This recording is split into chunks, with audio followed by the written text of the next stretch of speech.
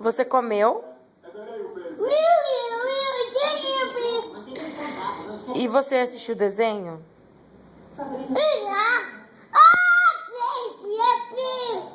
Não precisa gritar, pode falar baixo, tá?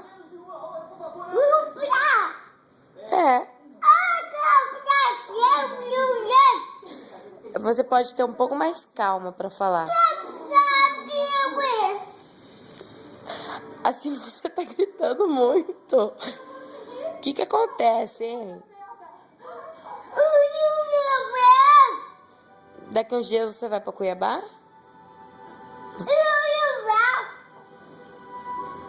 Nossa, você tá exaltada na voz, né?